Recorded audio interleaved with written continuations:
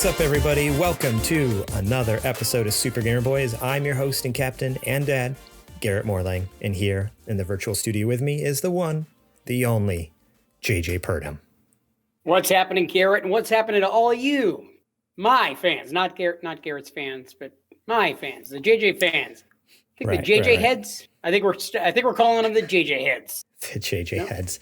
I don't know. I don't know if it's a thing. It's probably not a thing. Don't think it is, but I mean, our JJ-ites.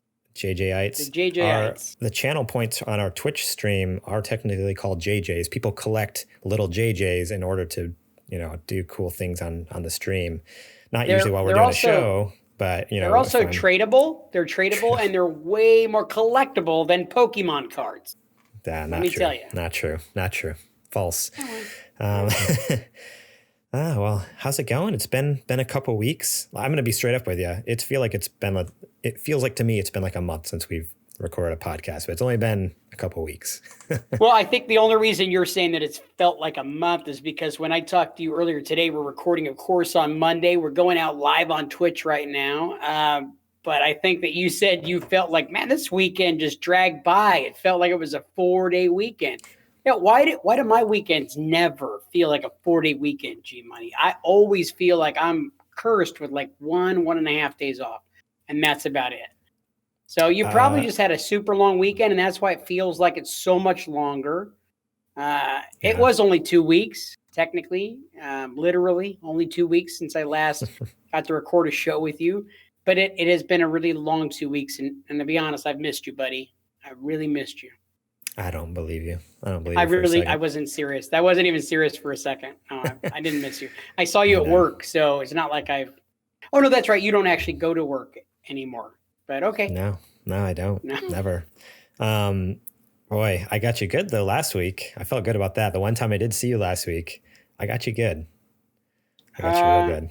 Remember? You're talking about the thing where you were in the lingerie when I walked into the office and you had that banana no. Where you had the banana shoved right into that orifice that you were talking about. Yeah, you did. I was so shocked by that, Garrett. No. And how you got the whole thing. And I mean, technically it's a plantain, not technically a banana.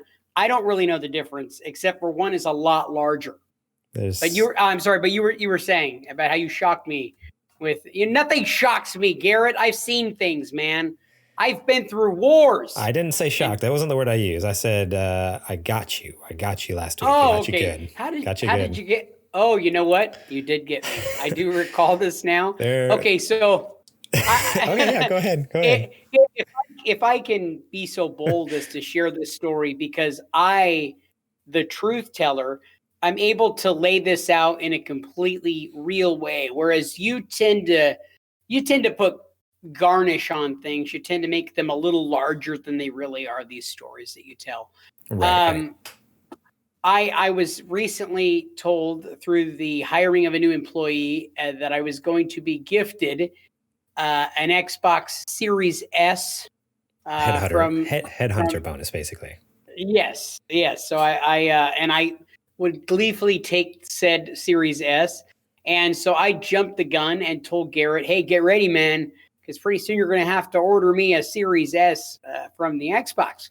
And so, of course, Garrett kvetched and threw a big fit, and it was amazing. I loved every minute of it. And so, yeah, Garrett, he already got a PS5 out of getting one person hired. Now he's getting the freaking other next gen console. I was like, come on, dude, share the wealth. At least hook me up with something. So, from my vantage point, the very best part of it was that you called me and you go, oh, dude, I got something so great to tell you. So great. And I was like, dude, I'm right out front. Are you in there? I'll just come in. And you're like, oh, that's going to be even better. That's going to be even better. And I'm thinking like, oh, you've got this great story about an idiot customer or, how you stood up to somebody. But no, it was an idiot employee. And so to which I literally ran in and closed the door feeling like you were going to share some incredible gossip or juicy story. And I closed the door and gleefully had this big smile while you giggled. And then from there, the giggling Garrett shared what exactly? So you sat down, and when you finally calmed down enough for me to speak, I was like, okay, this is going to be so good. You're going to really enjoy this. And you were just on the edge of your seat. It was so great. I was like, I called you in here to tell you that I literally on purpose didn't order an Xbox Series S for you. I put one in the cart because I have notifications on my phone. I know when they all go live, when there's one on sale. I was like, I haven't seen one like in stock anywhere for months. One just went in stock. Months. Literally like 10 minutes after you told me to keep an eye out for one, I saw one and even in the process, I'm like, you know what, fine, I'll just pick it up. And I'm like, you know what? I haven't heard the word from John, our boss. And I was like, you know what? And screw JJ. He's already got the PS5. He doesn't need the Xbox. I literally just like deleted it out of my cart, put down my phone, and just chuckled to myself, guys. It's like I could have had tomorrow. I think it was Amazon, so it would have been next day, like free shipping. You could have had an Xbox tomorrow. But nope. Yes. I was just like, no, screw JJ. I'm not ordering it until I hear the orders from the boss. And JJ is just like, oh. Yeah, no, you know what? I took so much pride out of you doing that because the Garrett that I met, 4.5, 5 years ago when you came to work at the company and we became the best of friends, amigos, compadres. Yeah, you would have never done that kind of thing, that sneaky, underhanded, snake oil, disgusting maneuver towards your good friend. But the fact that you've grown and matured so much to the point where you care about nobody but yourself and about the humor that you were going to get out of this. You were going to get a big laugh out of being able to tell me how you screwed me. You literally screwed me, Garrett. You had the Series S in the cart. And you chucked it, and literally a moment later, they were out of stock. Oh, and yeah, so, seconds later, they're out of stock. And I was like, see, JJ, that's how quick your hopes and dreams can disappear. and what was my reaction? Did I flip out, or was I laughing hysterically? Oh, you were laughing hysterically. You were so happy because it's not that just that I did it. It's that I also called you and was going to rub it in your face. But even worse, you called me, and when I said, "Oh, I'm here," and you said, "Oh, it'll be even better." So you're Come on in. Like you need to see my reaction, like crestfallen face as you rip this out of my hands. That was an amazing moment, Garrett, and that was the moment that I knew you finally were a man. Not the fact that you sired 2 children. Well, one for sure.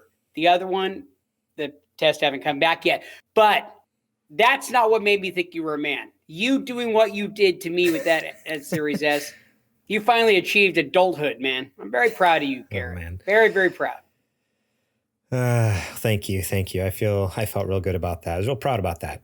So I'm glad I could get you, and I hope I can get you one last time before you move to Nebraska. Yes, and that's been a whirling dervish the last couple of weeks. A lot of people apparently thought I was from Nebraska already. I don't know how they came up with that. But you know what? I'm excited. I cannot wait to get out there and get a piece of the good life. Right now, they are experiencing some crazy snow, and the realtor made sure to tell me, hey, just so you know, this is not typical of how things are out here. And so I'm like, you're not going to scare me away with a little bit of weather, as long as you don't tell me that everybody out there is vegan and they don't approve of people who eat meat. And she said, my good man, we raise a lot of cattle here. And I said, all the better. Can't wait to get there. Nice. Yeah, well, I've been holding out. You and Zetch had your big announcements 2 weeks ago. You talked about Nebraska. You talked about his 17th kid. Yes. But I wanted the spotlight all to myself, so I waited 2 weeks. But I already said something. Is this about your transition? We are really proud of you, Garrett, because in 2021, you're being authentic self. I already announced this on Boba's stream. It was one of those things where I mentioned it. I was playing Apex Legends with him, and I'm like, oh, that's the first time I said that in public. Huh, I guess I should. I didn't realize I totally forgot I didn't say anything on the show last time. But no, I am actually moving to San Diego in the next few months. So yeah, we all got some big news, and I just want to say it on this episode all by myself without any other big news from anyone else, because I'm selfish and just, wanted all the spotlight to myself. You know what? I love it, and the fact that you share with me off the air that the only reason you're moving there is because I made my declaration that I'm moving, and so you figure there's no other reason for you to stay down here. And so, man, I just appreciate it. And I love you too, Garrett. I just want you to know. Yeah. And with all that to say, we're not ending the show. Don't get us wrong. Like, just because we're all moving to different parts, like, I mean, we're doing this online anyways. We don't need to be near each other to do a show. But I'll be moving to San Diego soon, probably in a couple months. I mean, things are still in the works, in the process, but nothing's like 100%, but it's like, it feels like it's about 90%. So yeah, it's kind of cool. Have you shared with anybody, any of our listeners, the fact that this is an offshoot of the LDS Church, one of the sects where it's okay to marry multiple people? I know technically it's still illegal here in the United States, but I guess you're able to get around some red tape being in the county that you're going to be in. So I wish you the best of luck. Not true at all. I don't know where you get your facts from. Maybe you're getting them from. It's not a county law, you're saying? It's not a county. Okay. No. The fact that it's due to me marrying a third spouse. You must have been reading our Super Gamer Boys wiki. You know, anyone can put the information on there. So trust me, I know. Trust me, I know. It's not all accurate on there. So, but cool. We should move on with the show, huh? Get these people what they want, what they're here for. So I thought it was more of teasing you was the thing that people look forward to. That's what they actually look forward to, but that's not what I look forward to. So okay. Let's go into the second most requested thing for the show, the news. Anyway, before that, today we're talking about next gen sales, E3 in 2021. What in the world does that look like? And how CD Projekt Red is not able to catch a frickin' break. But first, let's give a quick shout out to our super gamer producer, Adrian, the homeboy Holmes. Shout out to him. We're going to be hearing from him later, as you have been the last few weeks with the Super Indie Boys segment he's been doing. He's been killing it. So thankful that he's been willing to do that.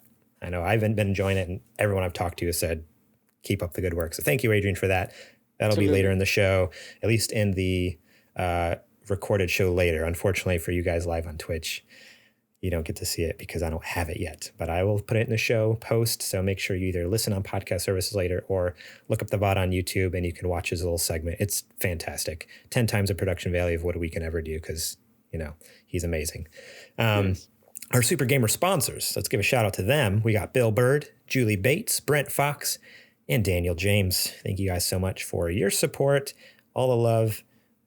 So thankful for you guys. If you want to be just like them, you can support us over at patreon.com/supergamerboys, where you can get our episodes early and ad free.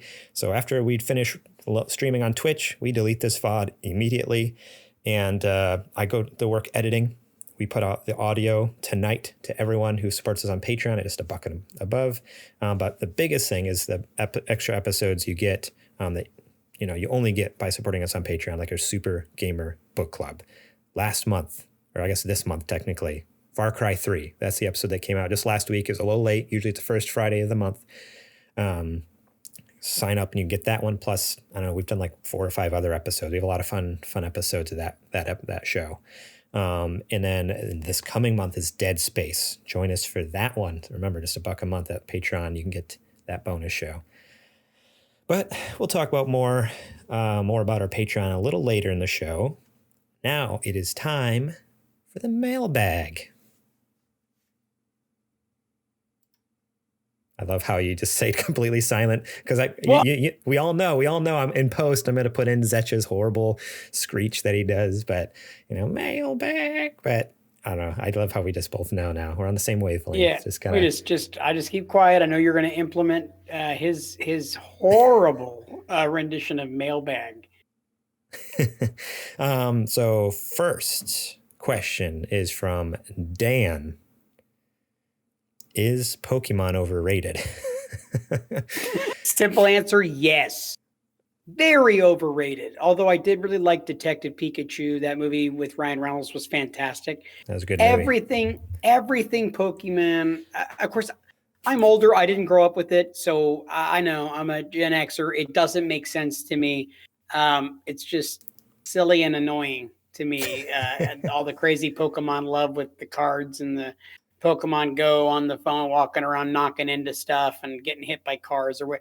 None of that stuff makes sense. And I'm like, why? What are you getting from it? It doesn't make sense to me.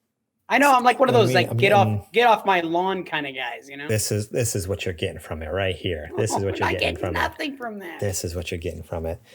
If you guys missed the stream on Saturday night, you can go watch the VOD over on YouTube, supergamerboys.com/YouTube, which, by the way, we are 1 subscriber away from 100 subscribers. So if you go sub to our YouTube channel, it's completely free. And if we can break 100, I think we get our fancy vanity URL. So we could all just be youtube.com/supergamerboys. Real easy to remember. But I have to agree. I think Pokemon is overrated, but only now and in the current culture. Like in the last few months, it is blown up. And I think, so in that sense, yes, I think it's overrated. Like people are losing their minds over it and like freaking out. And it's all because of a couple of YouTubers who got back into it and got millions of other people around the world also back into it after 20 years. So I think for the rest of the time, when it's just like, hey, I just enjoyed Pokemon, I'm into this thing, I'm a fan, usually the fan base is pretty chill and it's pretty cool and it's pretty laid back. But there's this fervor right now that everyone's losing their minds over it. And I feel weird getting back into it now because I'm excited about it, but I'm not like, I wasn't brought back into it because of like the famous YouTubers and stuff like that. I was brought back into it because my brother-in-law is like, hey, I'm getting into it. It's really cool.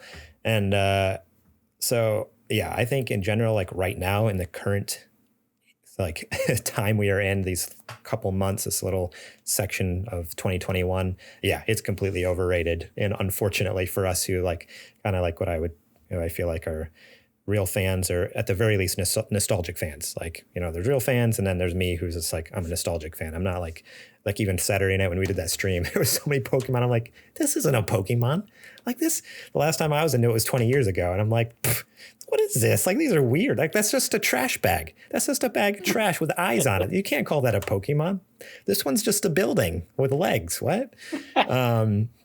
But yeah, I think in general, like right now, and it is completely overrated. Like I agree with you. Look at that. It's old crazy. man Moorlang kind of chasing them kids off his lawn too.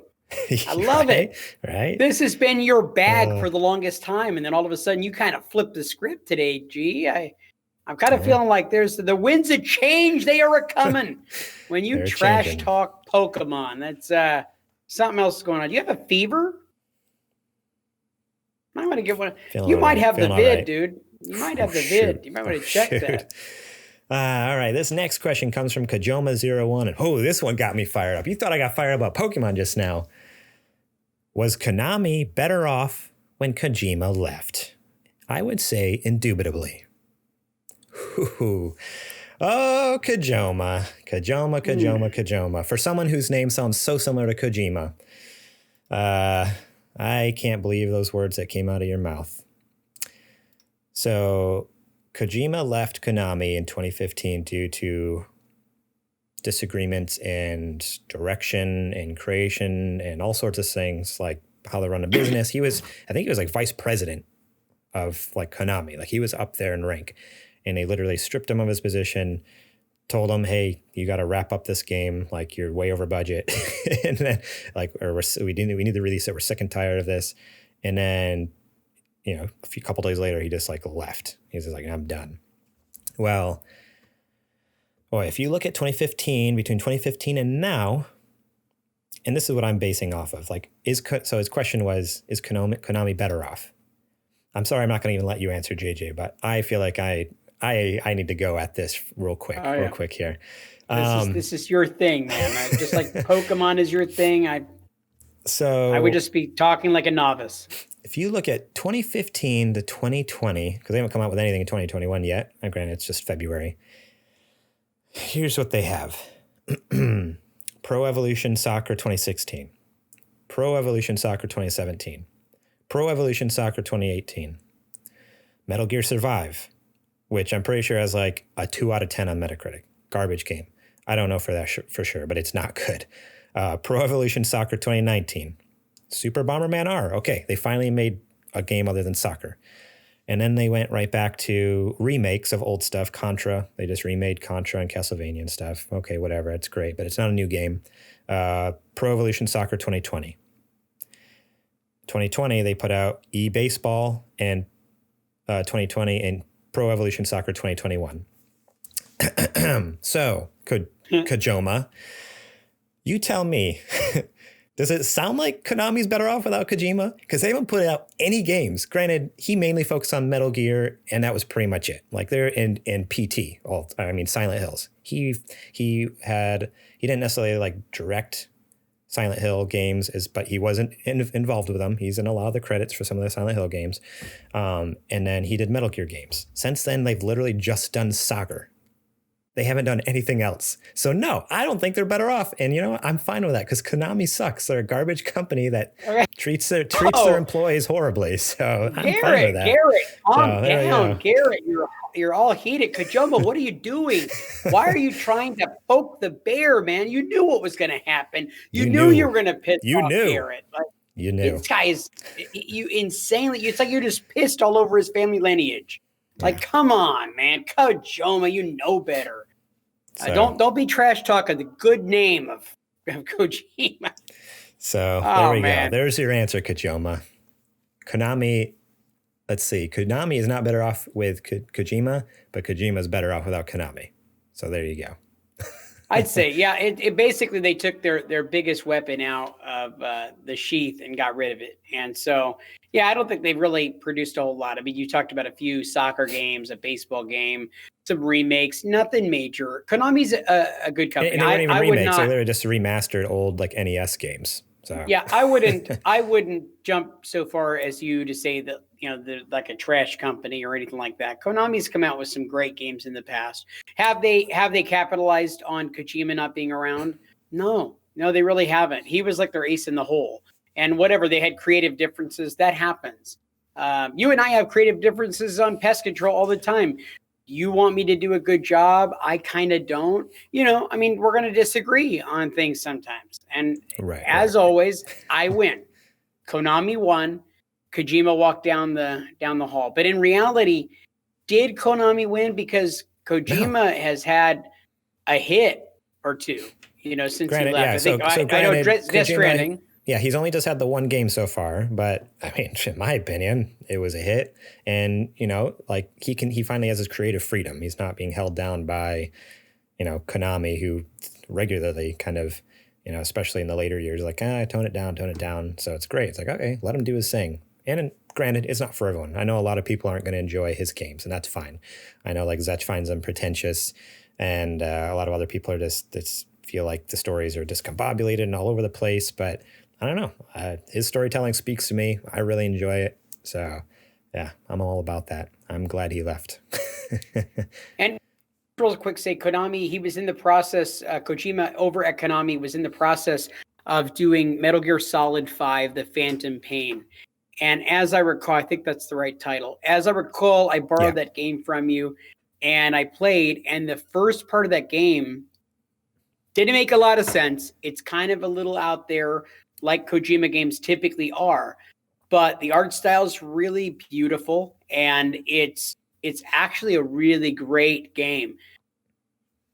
It gets a little further in and you can clearly see the line when he stops with that game because it drops off a cliff. It really does. So you can actually tell that it was not finished by him based on everything that was done. They rushed the game to finish it, to end up putting it out because they didn't like his time frame. And I know that wasn't the only reason. Speed was the biggest problem with Konami and Kojima. They just felt like he was taking too long and the budgets kept getting blown out because of his time frames. Yeah. Homeboy in the chat says, not too out there if you played the first 4 games. and yeah. So that is true. His stories do get pretty crazy, but yeah, no, 5 was honestly my least favorite one, which granted, maybe I need to, I feel like I want to give it another go. It's been a while. Like when it first came out, I'm like, I was just so frustrated about everything. I'm like, nah, I'm just going to leave it. But it's been what, 5.5 years. Might be time to give that one a shot again. That's actually the one Metal Gear I haven't finished. I've finished all the other ones. are you calmed down now from the Kojima blunder? Or are you still mad at him? I mean, are you just because I felt like you were blood boiling for like a second there. So I'm keeping my eye on Kojima. I'm no longer angry at him. Not really even frustrated, but I'll definitely keep my eye on him. Just gotta keep him in check. Gotta keep him in check. As far as somebody who you would like to have like a Thunderdome type fight with, I mean, Zetch, I know has got to be in there, and then Kojima. I mean, who would you like to battle? Like 1 minute or 2 men enter, 1 man leave kind of a fight? Is it like right now? Would you still choose Zetch? Definitely still Zetch. Yeah.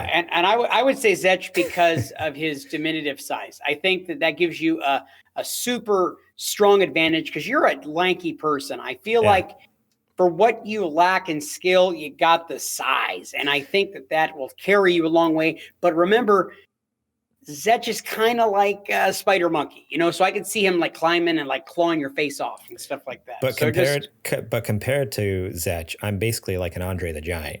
So that is true. That is, you could just kind of club him over the top of the head and whatnot. Dunk, just like Princess Bride style, like weird sound effect, like dunk.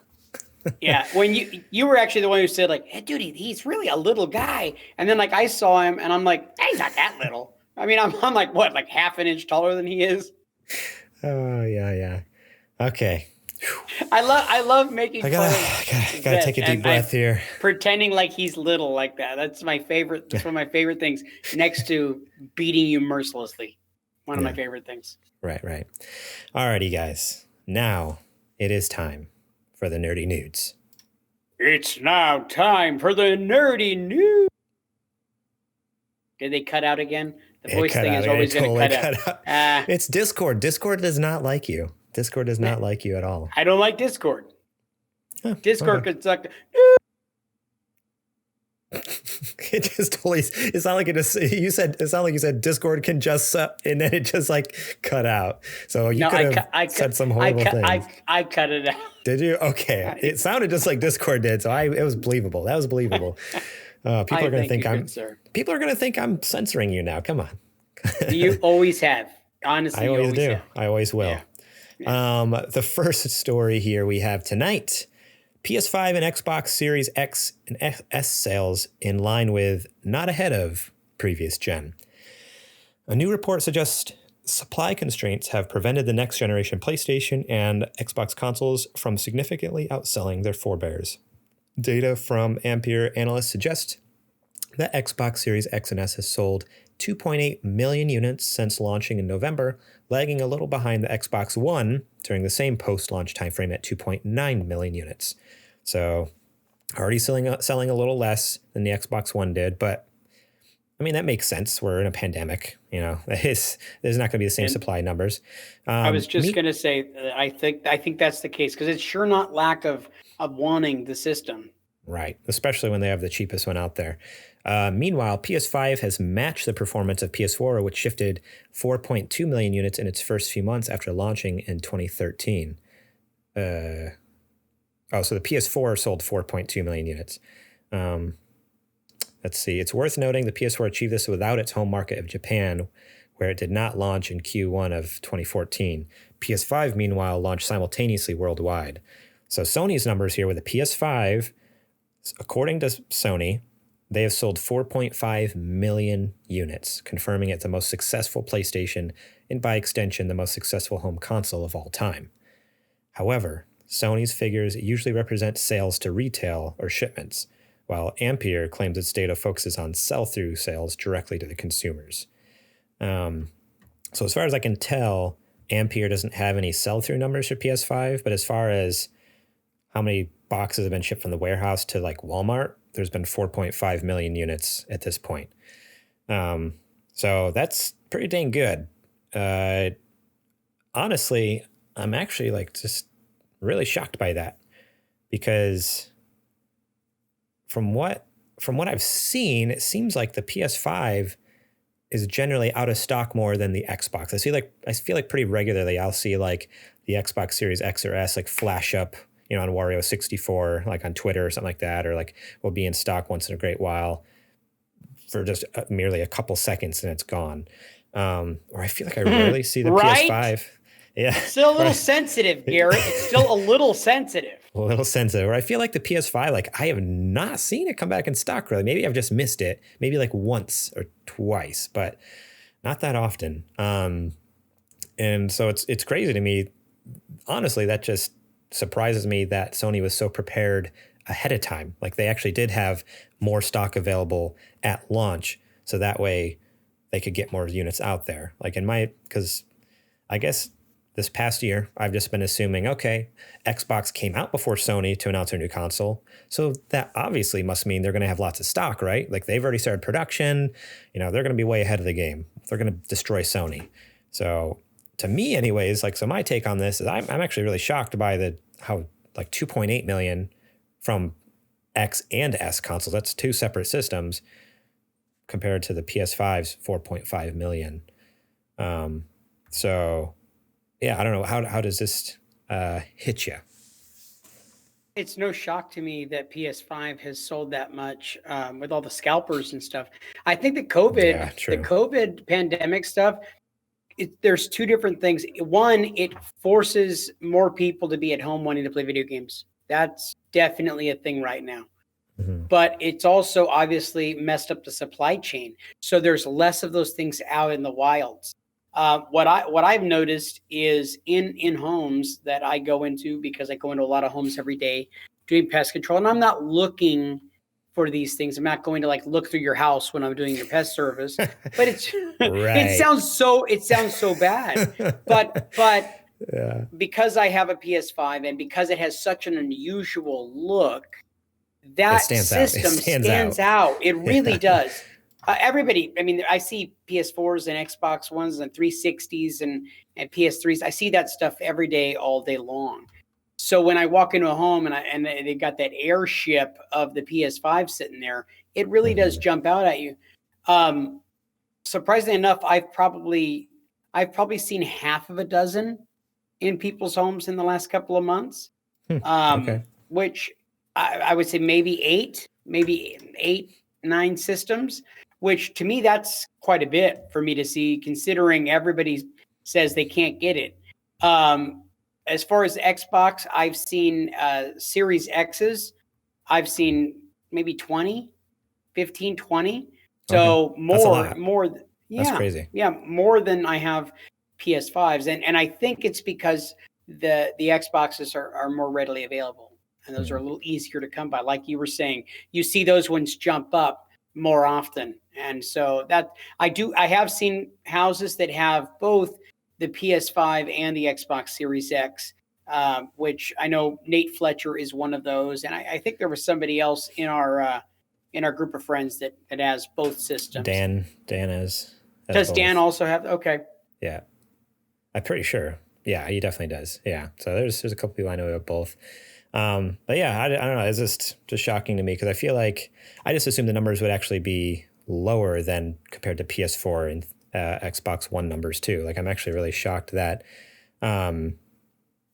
there was like they're actually like in line with and pretty like, well, for the PS5's sake, higher, and for the Xbox One it's lower, but it's like really close. Like it's kind of really close. So I don't know. I figured they'd both be significantly lower because of the pandemic. So I'm actually excited about that. The fact that it's up that high with the numbers in production being down, that it does say a lot that people really are clamoring for it.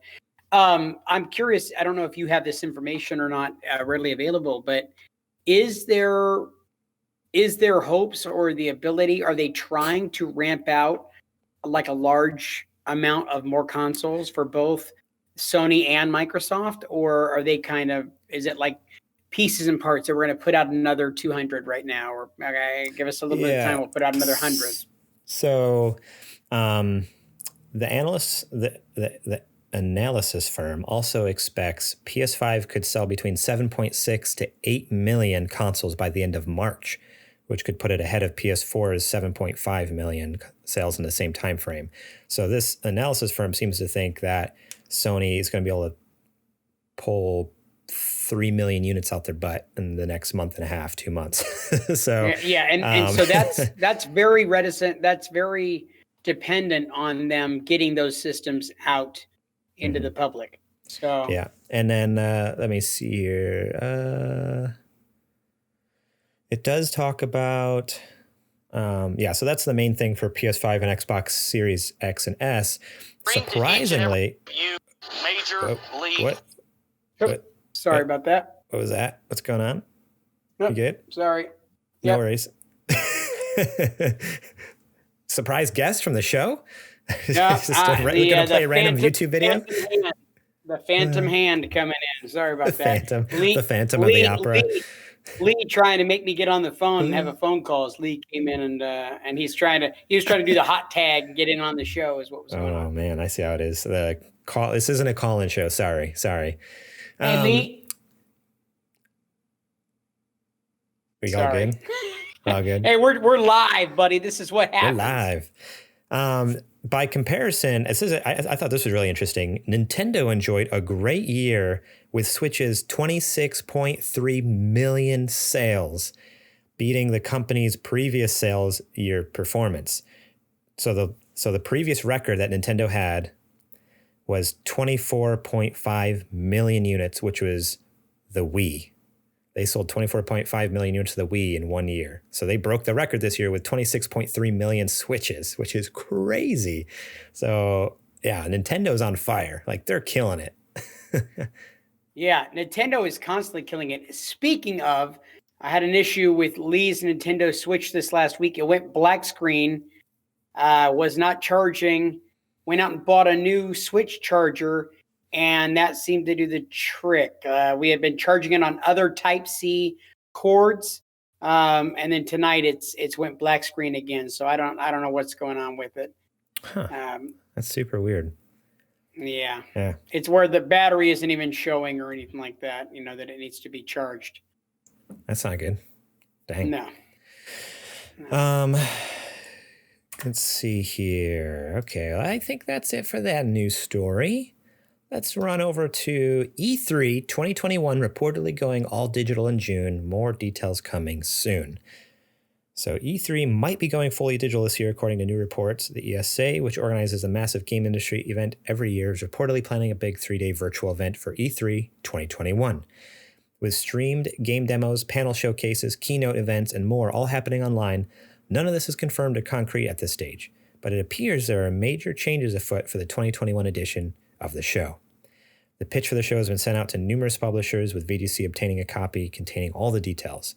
The event will take place between June 15th and 17th, which was confirmed after the show was canceled last year, and be streamed live from 10 a.m. to 10 p.m. Pacific time, with replays running outside of those hours for other regions. The ESA also makes mention of some charity events that will take place outside the main exhibition hours. The plan for each day involves multiple 2-hour keynote sessions, focused on specific games or publishers, with potential for Q&A sessions with each. The ESA also makes mention of a June 14th preview night, additional streams for smaller gamers, and showcases from a range of publishers, influencers, and media. All E3 2021 will also reportedly give media access to games the week before the event, with this expo supplemented by previews that release in conjunction with the keynotes. And there's also potential for demos and public access to games via consumer platforms like the Summer Game Fest demos on Steam last year. So this is interesting because last year they just completely canceled E3. Like, no, we're done. Yeah. Well, I mean, they did say we'll be back next year. We're going to try another go at this. But in a year without E3, it honestly, we still got a fair amount of gaming news, because basically all that happened is, instead of E3 facilitating all these conferences, all the companies just did their own conferences on their own YouTube channels and Twitch channels. And I don't know, from a consumer point of view, I feel like we didn't miss out on much. Granted, E3 isn't necessarily about the consumer.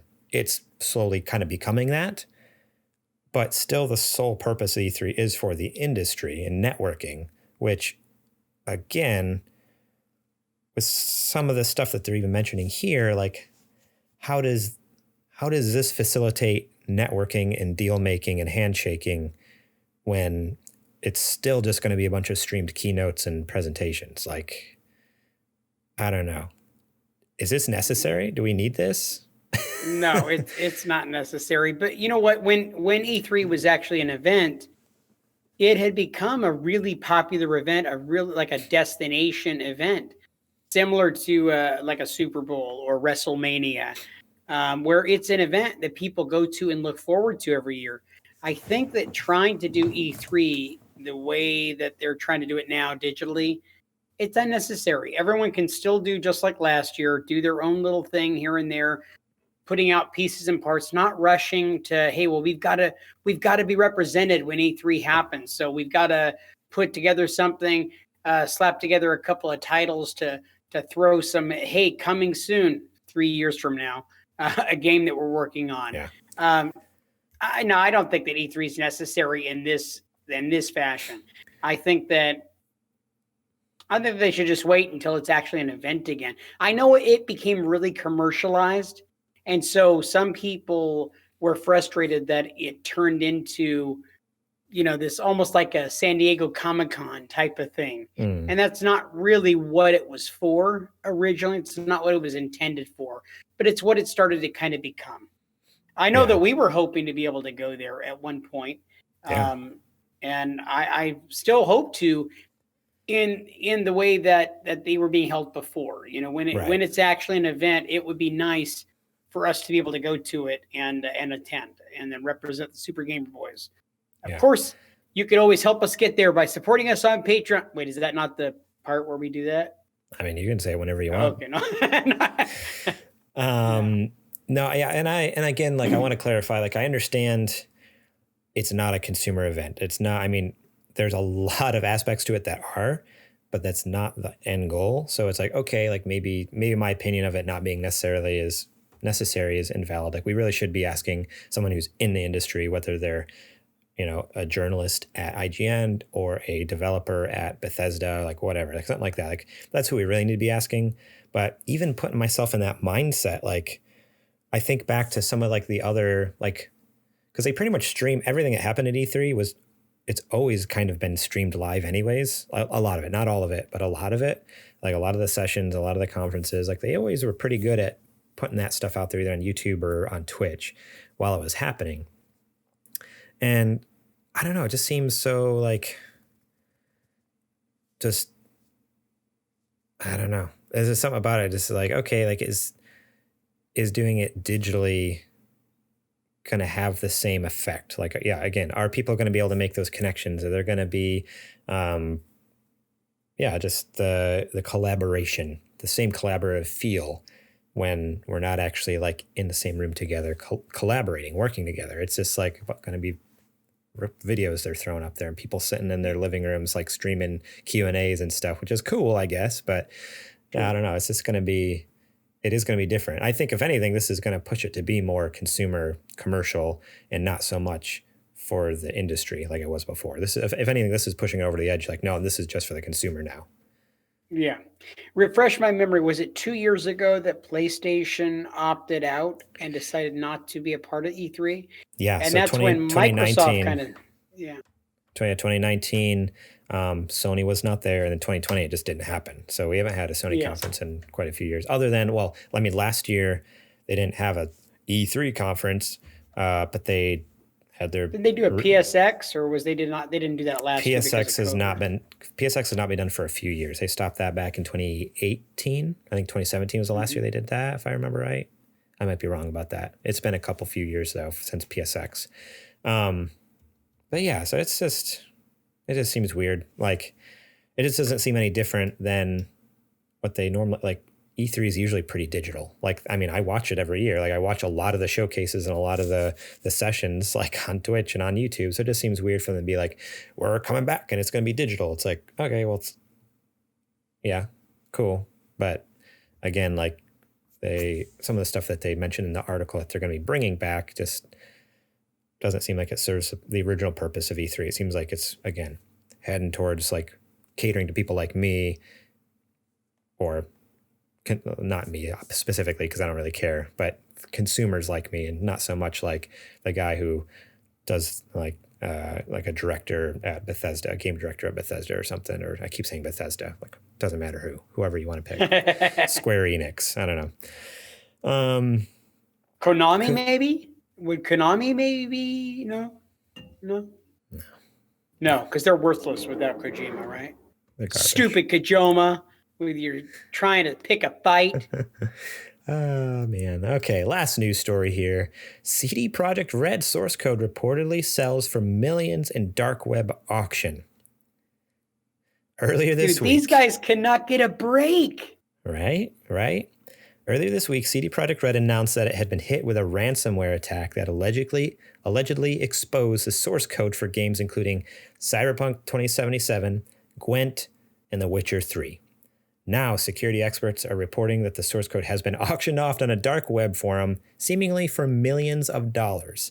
VX Underground, which tracks ransomware and other malware attacks, noted on Wednesday that the ransom source code had been posted on the dark web forum known as Exploit.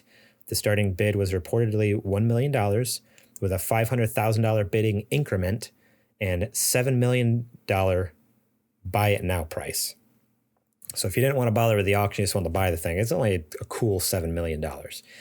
Cyber intelligence firm KELA confirmed the authenticity of that auction, telling The Verge that forum users needed to put up 0.1 Bitcoin, which was roughly $47,000 as a writing, to participate in the auction. So to even participate in the bidding in the auction, you had to like pay a little like ante, basically like, yeah, kind of like, hey, I'm good. I'm cool for it because I have $4,700 worth of Bitcoin that I can give you right now as a sign that offers were legitimate. You mean 47,000? No, 4,700, 4,700. Oh, okay. The sellers also reportedly provided file listings for Gwent and the Red engine that underlies CDPR's games as proof that the data was authentic. While the auction was originally intended to run up to 48 hours, by Thursday morning, KELA and VX Underground were both reporting that the auction had been closed successfully. An offer was received outside the forum that satisfied us, the sellers wrote, according to reports. So this is interesting, and supposedly it wasn't CDPR. So let's see here. Where's their statement here? CDPR said on Monday that documents relating to accounting, administration, legal, HR, investors, relations, and more were taken as a part of the attack. We will not give in to the demands nor negotiate with the actor, being aware that this may eventually lead to the release of the compromised data. So CD Projekt Red's like, nah, we're good. Like, screw you guys. Like, we're not giving in. Like, we don't deal with terrorists kind of thing. Right. So, yeah. I think good on them. Good on them, because you never should give in to terrorists. It just encourages more to do that. I've always been a fan of Robin Hood, always been a fan of Robin Hood, steal from the rich, give to the poor and all that kind of stuff. Mm-hmm. But this isn't right. There is part of me that's like, do I want them to get away with it, or do I want them to get caught and serve some heavy duty time? Well, I'm going to tell you what, I want them to get caught. I want them to get caught because there's a lot of people who worked really, really hard. And I actually feel really bad for CD Projekt Red because honestly, dude, they can't catch a break. These poor schmoes, we're just getting beaten up and dragged over the coals. And it's just like one new thing over them. It's horrible. This is horrible. One thing after another, go from putting out a crappy game to then getting beat up about putting out a crappy game to struggling to put out updates for their game to having lawsuits put up. They're already dealing with class action lawsuits and everything from multiple countries like US, UK, Canada. I think there's 3 or 4 countries all with lawsuits against them. They're being investigated by their own country. See, I would hate to have them lose those lawsuits, because ultimately what's going to end up happening is we're going to lose out on a good company. Totally. We're going to lose out on a great developer because people are getting greedy and not being patient. Did they make a lot of mistakes? Absolutely. Did they know that the game wasn't quite finished? Yeah, they knew that. And unfortunately, they had people breathing down their necks. They had investors that were breathing down their necks and kind of forced their hand.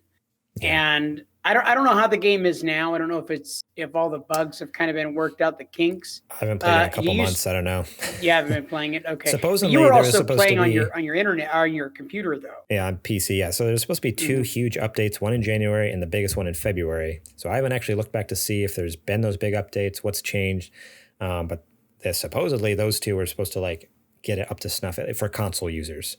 So I'd be kind of curious to look up and see if those have come out yet and if it's actually there or if it's still garbage on console. I don't know. Yeah, I would be interested to know that for sure. But yeah, craziness. Feel bad for CD Projekt Red. Honestly, like I don't know. You can think what you want about them, but that just sucks. Like it's just one thing after another. Like I know the other things they brought on themselves, but it's one of those things like, okay, they're down and then to just be kicked again while they're down. It's like, that sucks. That really sucks. So craziness, craziness. Cool. Well, this is the part of the show where Adrian comes out and does his Super Indie Boys segment.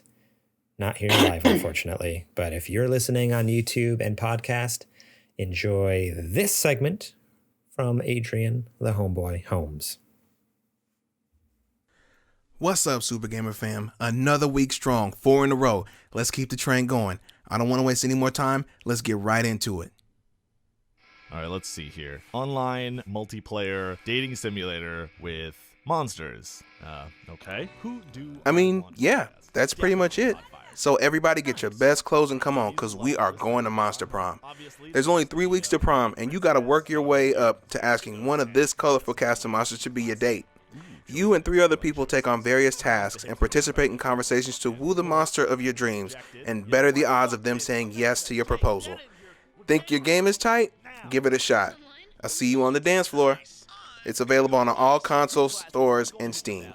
Hey, my hipster vampire date is here. What's he doing with the ghost lady, though? Oh, they're taking pictures of the food because they don't actually have to eat it. Hey, I somehow ended up dating.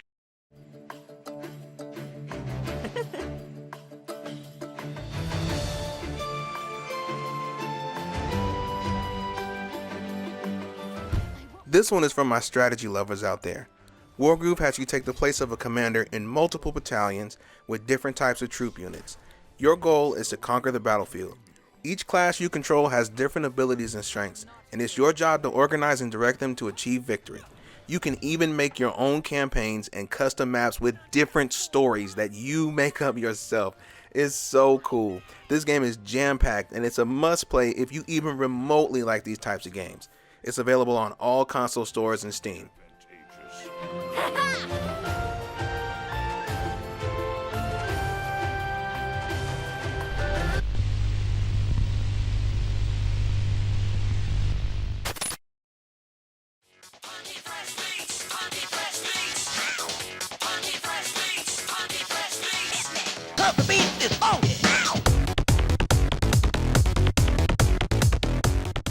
Okay, gear up and meet me on the court.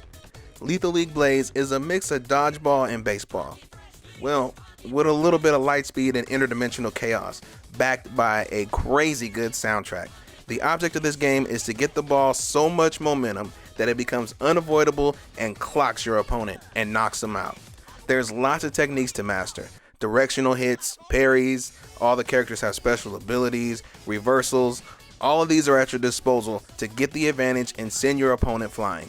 Pick this one up on console stores and Steam.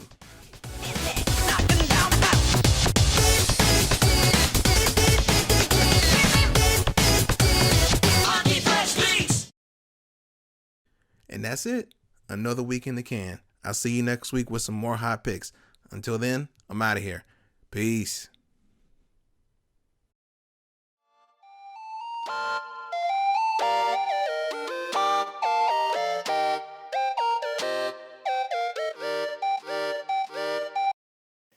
Alrighty, guys. So this is a part of the show where I talk about Patreon. That's right. You can support us over at patreon.com/supergamerboys.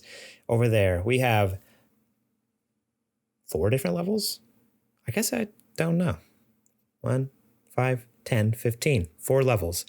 Yeah, support us at just $1 a month, and you get all the episodes early and ad-free, and you get access to our bonus show, the Super Gamer Book Club. Dope show. Zetch hosts it once a month. He talks about game. He has a bunch of guests on from outside the show, inside the show. Adrian's been on a ton. I've been on a couple. JJ's been on a couple. People I've never even heard of have been on it. It's been kind of cool. Kind of like expanding the Super Gamer Boys family. So it's a fun little show where we can have whoever we want on and talk about really cool games from like the past 20 years. So that's a good one. So you get that just $1 a month. But if you really love what we make, and if you really want to like get the behind the scenes on the show, $5 a month, and you get not only the episodes early and ad free, you get the show notes early. So what I do is I put them out. I put a link out on the Discord site, and you can leave your comments, concerns, questions, thoughts on a news article. You can answer the mailbag questions, whatever you want. Throw your answers or questions or whatever in there. You can be part of the show that way by leaving your comments all right there. Just make it super easy. So $5 a month, you get access to that. Yeah, $5 a month. You also get 2 Polaroids, slightly faded, of Garrett in compromising positions with lingerie that doesn't quite fit well. Jeez. Only two Polaroids though. You have to pay more to get more, or to get actual video footage. Yeah, you don't want to up that financial contribution. Yeah, right. You can also support us at $10 a month, and that's our sponsor tier. You get all the previous perks plus shout out on the show, just like those individuals we mentioned earlier: Bill Bird, Julie Bates, Brent Fox, Daniel James, all fantastic people. Thank you so much. So if you want shout outs like them on all the previous perks, $10 a month, and you can be up there with a Super Gamer sponsor, we call them. Awesome. So thankful for them. And then the top dog tier. Now, this is if you want to come in and be our boss. Adrian enjoys bossing JJ around mostly. Adrian and I, we have a great working relationship. We see eye to eye. I think Adrian almost sees me as like a assistant regional manager kind of thing, where JJ is the assistant to the regional manager. That's what it's like. That's not a thing. That's not a thing. Come on. Yeah, that's a thing. Yeah, it's honestly great. Adrian's the best boss I think I've ever had. So if you want to be our boss and pitch show segments, be on the shows with us, just generally have a little more hands-on in working with us. Or, even if you don't want to have any hands-on, but you just want to support us more because you love our content and want to be our Patreon producer, that's the name of the tier, you can support us over there, $15 a month, and get that and all the previous perks. And for $15 a month, you actually can have hands-on whatever you want. Right, Garrett? That's what you're just about to share. No. So yeah, go support us. Patreon.com/SuperGamerBoys. We again appreciate all of you who support us at that level. If you want to see, if you actually look down in the description, if you're watching on YouTube or listening to the podcast, look in the description of the show notes and you will actually see the names of everyone who supports us at the $5 level and above. So shout out to all you down there. So thankful. And let's get on to the show.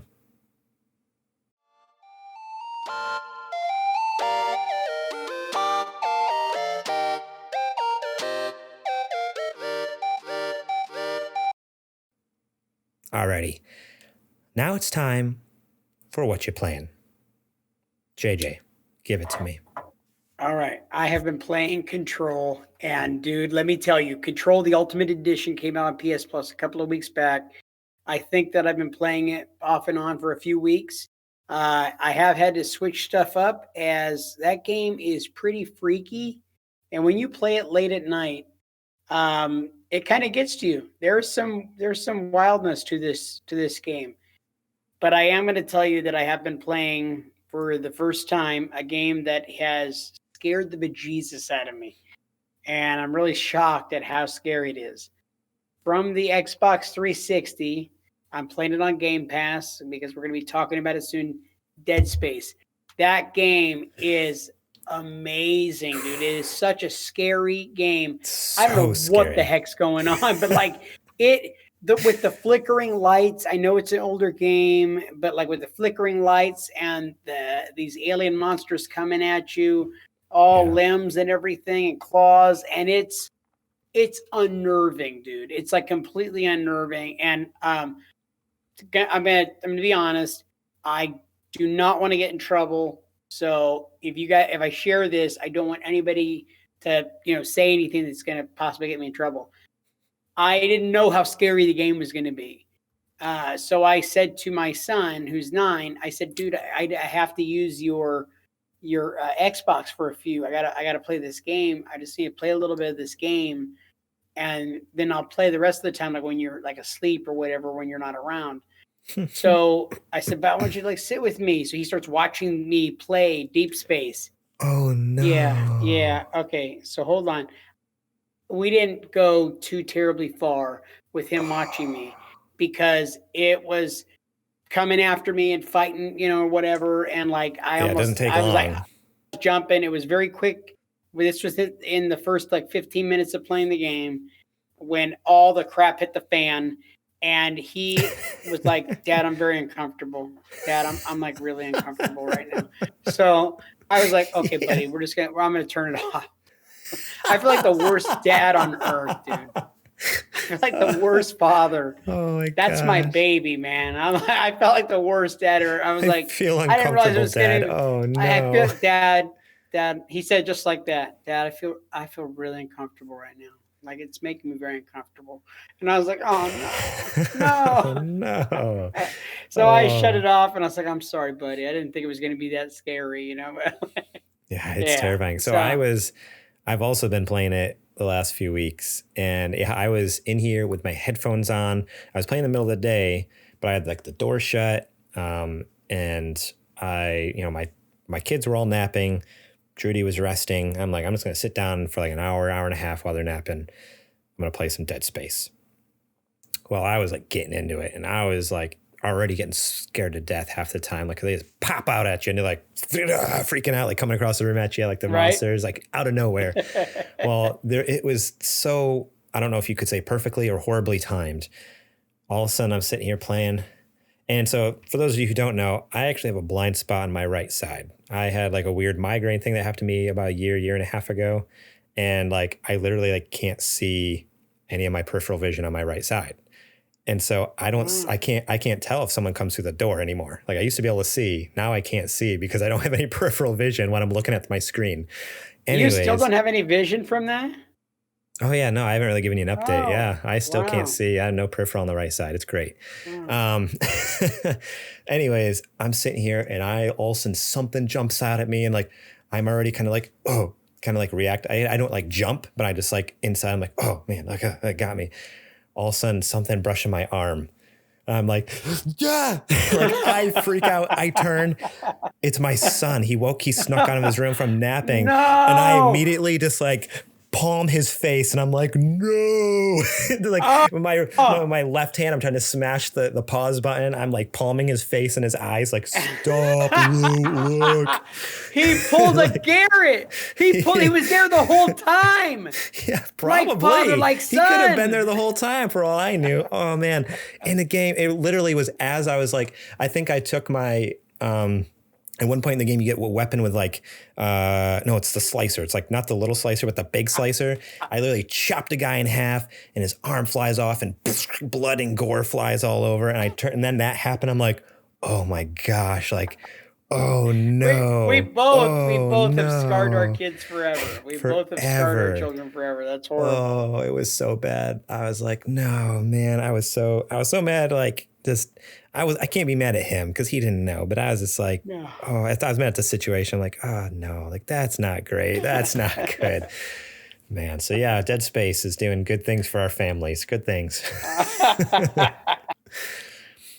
Yeah, and that's it for me as far as gameplay. With the move and everything else, we're in process of trying to get stuff ready at the house, and there's just a lot of work that is entailed in that. A lot of mental anguish too. There's like so many forms you have to sign, and initial and sign again and another initial. And so very little game time over the last couple of weeks, unfortunately.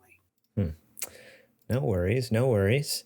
So I've been playing. I played some Apex Legends the other night with one Boba Fletch, Nate over there. That was a ton of fun. He was streaming and got to play with him for a few hours. It was me, my brother, and Nate. And dude, it was so much fun. We were getting beat pretty good for a while. Then we'd have like a really good round. Like, okay, we got this. And we get like beat for a bunch. But towards the end, we finally got that dub. We got a win, and I felt really good about it. I want to go back and clip it out on Nate's stream because I just to save for myself. I want to download it and keep it on my hard drive because I don't think I've ever won single-handedly. Like at the end, like I've never had it where it came down to just me and we won Apex. Usually if it comes down to just me, we're dying. Like that's it. And I just like was, filled with something, the Apex Legends spirit. And I just like destroyed those last couple guys. I just was so stoked. It was so much fun. So that's my first dub in a while. I haven't gotten to win an Apex in a while. So that felt good. And it was a lot of fun playing with Nate, playing with my brother. It was some good times. The Forest. Okay. So The Forest is on Steam, PC game. I don't think it's on any other consoles as far as I know, but it's a survival game. So similar to like REKT, how I was talking all about REKT before. I was playing it with a bunch of my brother. Survivor is essentially the same thing where it's just like you start with nothing. You're in a plane crash. You crash on this island. It's just covered by this forest. There's like mountains, there's snow, or you can go on the beach, there's ocean, there's rivers. And so you're trying to build your shelter, you're trying to survive, you got to collect food and water. If you run out of food or water, you die. But there's also these cannibals, tribes of cannibals on this island.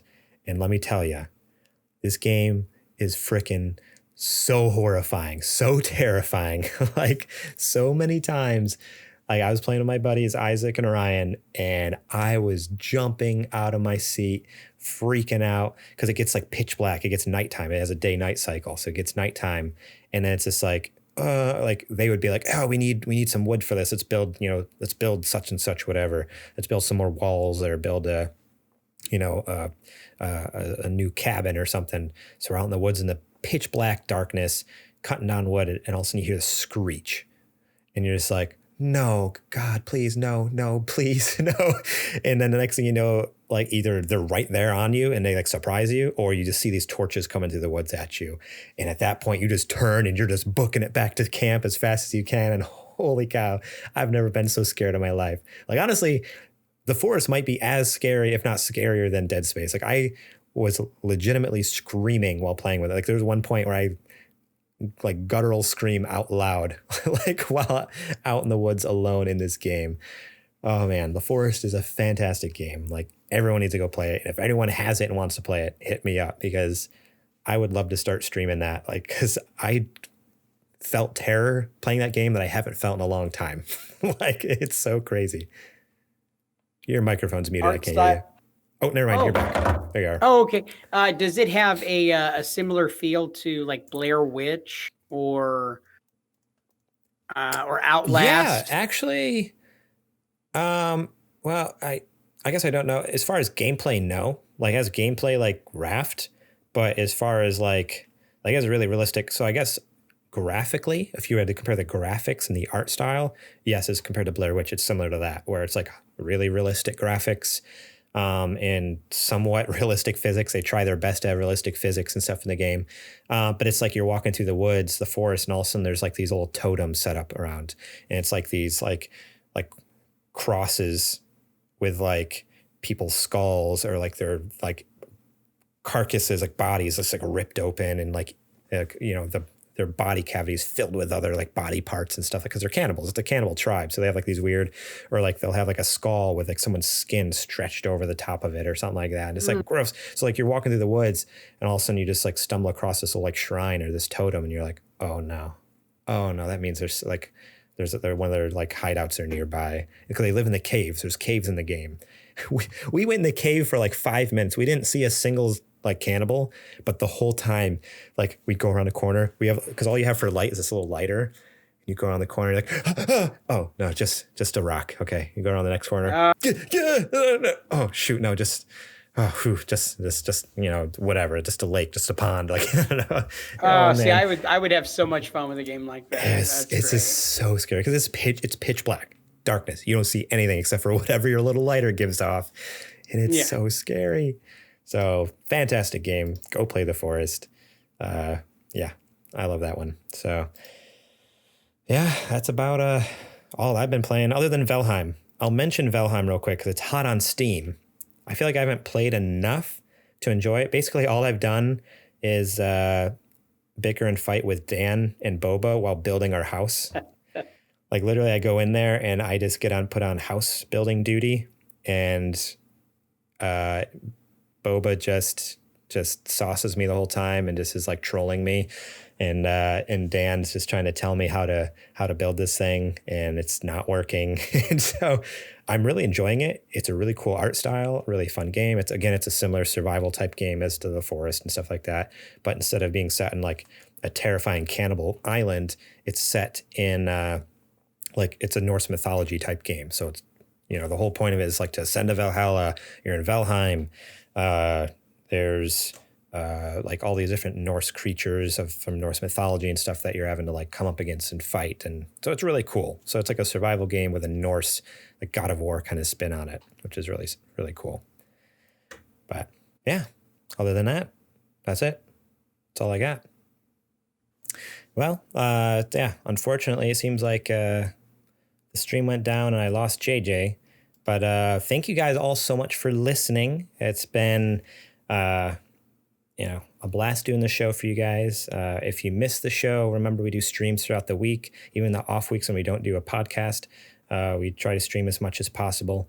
So usually Mondays and Wednesdays is our solid days. And then, if I can do a third, I'll do like a Thursday or Friday. So just keep an eye out on social media if we go live. I love how JJ's face is stuck on that. That's just too perfect. You can also remember support us over at patreon.com/supergamerboys. Very, very much appreciate that support over there. That's kind of where we, the meat and potatoes of our support. Very thankful for that. You can also buy cool merch over at sgbstore.com. You can get t-shirts, mugs, stickers, all sorts of fun stuff over there. Also, remember, we stream on Twitch now. We actually do this live recording on Monday nights. So if you want to subscribe on that, if you have Amazon Prime, that means you have Twitch Prime, which means you have one free sub every month. So remember, you can sub to our channel, and if you sub to our channel, it helps support us. And again, if you have Twitch Prime, it doesn't cost you anything. So yeah, if you have a chance, go over to twitch.tv/thesupergamerboys. Leave the sub over there. It'd be very much appreciated. You find us during the week at supergamerboys.com, Twitter and Instagram at supergamerboys, facebook.com/supergamerboys.